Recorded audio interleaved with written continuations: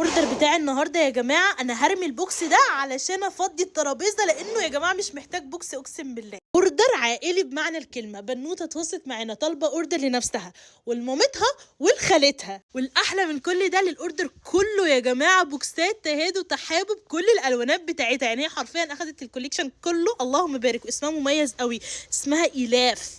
كاتبالنا ايه؟ ايوه، هو الاوردر هديه لامي عشان كانت طالعه من فتره صعبه وخالتي في عيد ميلادها.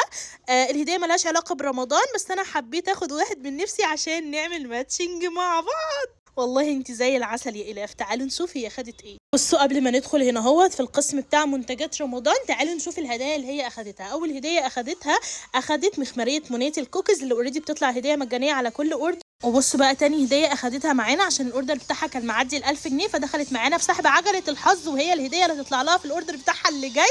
هتاخد تخفيض 5% على الاوردر بتاعها اللي جاي من عندنا. ابعت لها حالا الرساله على الواتساب، وكده بقى نقدر نقول يلا بينا نبدا نجهز لها الاوردر. بصوا بقى، اول بوكس اخدته ما شاء الله كان باللون المينت جرين، اللهم بارك. هو ده. بصوا اصلا شكل البوكس يا جماعه شيك ازاي، بجد حوار. بصوا انا كده جبت الثلاث بوكسات زي ما انتم شايفين. هي خدت ما شاء الله 3 الوانات، طبعا البينك، المنت، وكمان البيبي بلو.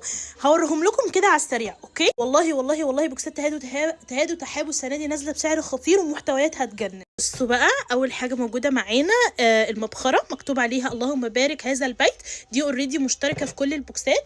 واخدت كمان البوكس كمان بيكون فيه البخور، بيكون فيه الاسقار، دولت كده المشتركين في كل بوكس. طيب كل بوكس بقى بيختلف على حسب لونه. يعني ده كده هو اللون المنت جرين اللي هي طلبته، وهوريكم حالا برضو المصليه بتاعته. هي ما اخدتش لون موف، بس اخدت لون بينك. ده كده شكل القران اللي هو باللون البينك، والبيبي بلو ده شكل المصحف الشريف باللون البيبي بلو.